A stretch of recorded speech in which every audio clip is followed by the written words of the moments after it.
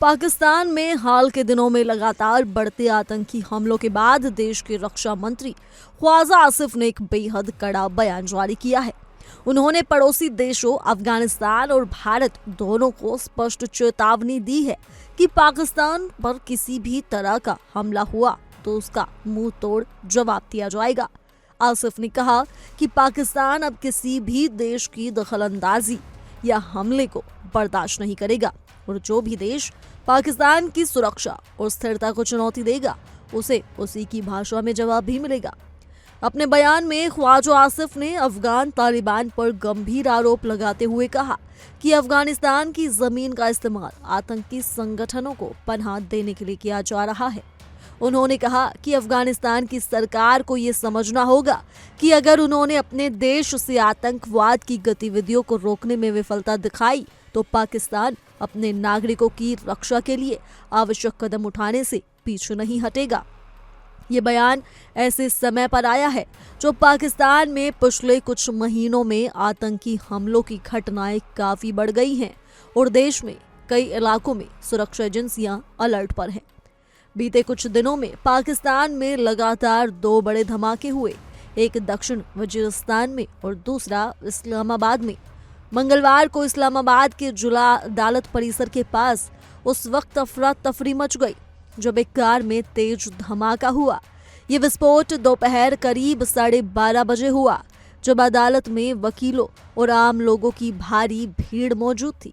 Police ने जांच के बाद पुष्टि की कि यह आत्मघाती हमला था। धमाके में कम से कम 12 लोगों की मौत हो गई जबकि 25 से ज्यादा लोग घायल हुए। घायलों में ज्यादातर वकील और स्थानीय नागरिक शामिल हैं। धमाका इतना भीषण था कि उसकी आवाज 6 किलोमीटर दूर तक सुनाई दी और आसपास की इमारतों की खिड़कियों के शीशे तक टूट गए। घटना के तुरंत बाद पुलिस और सुरक्षा बलों ने पूरे इलाके को घेर लिया और घायलों को नजदीकी अस्पताल में भर्ती कराया गया। बताया जा रहा है कि कुछ घायलों की हालत अभी भी गंभीर है।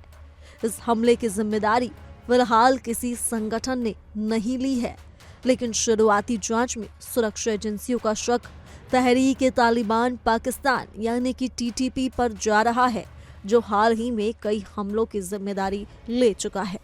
इससे पहले दक्षिण वजीरिस्तान के कैडेट कॉलेज वाना पर भी आतंकियों ने हमला किया था, जिसमें कई सुरक्षा कर्मी घायल हुए थे।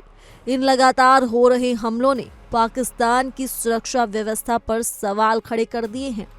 देश के कई हिस्सों में पुलिस और सेना की गश्त बढ़ा दी गई है, जबकि सरकार ने आंतरिक सुरक्षा को लेकर आपात बैठकें भी की हैं। ख्वाजा आसिफ ने अपने बयान में कहा कि पाकिस्तान हमेशा से शांति का पक्षधर रहा है, लेकिन अगर कोई देश उसकी सीमाओं में दखल देता है या आतंकी गतिविधियों को समर्थन देता है तो उसे कठोर परिणाम भुगतने होंगे। उन्होंने कहा कि अगर किसी ने पाकिस्तान पर हमला करने की हिम्मत की तो हम भी चुप नहीं बैठेंगे, जवाब वैसा ही देंगे जैसा हमला होगा। विश्लेषकों का मानना है कि ख्वाजा आसिफ का ये बयान न केवल अफगानिस्तान बल्कि भारत को भी एक राजनीतिक संदेश है।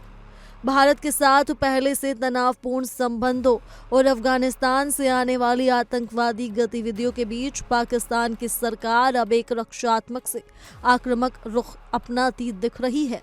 फिलहाल पाकिस्तान में सुरक्षा एजेंसियों को हाई अलर्ट पर रखा गया है और राजधानी इस्लामाबाद से लेकर सीमावर्ती इलाकों तक सुरक्षा कड़ी कर दी गई है। जनता में दहशत का माहौल है, जबकि सरकार नागरिकों को भरोसा दिला रही है कि सभी आवश्यक कदम उठाए जा रहे हैं ताकि देश में अमन और स्थिरता बनी रहे। इसी के साथ ही बता दें कि दिल्ली में भी एक बड़ा ब्लास्ट हुआ लाल किले के पास, जहां पर कई लोगों की मौत हो गई और इलाके में अफरा तफरी मच गई।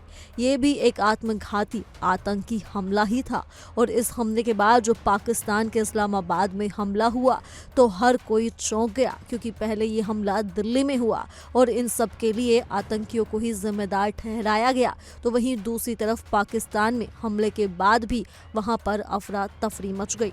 फिलहाल के लिए इस रिपोर्ट में सिर्फ इतना ही। ज्यादा जानकारी के लिए जुड़े रहिए इंडिया डेली के डिजिटल प्लेटफॉर्म के साथ।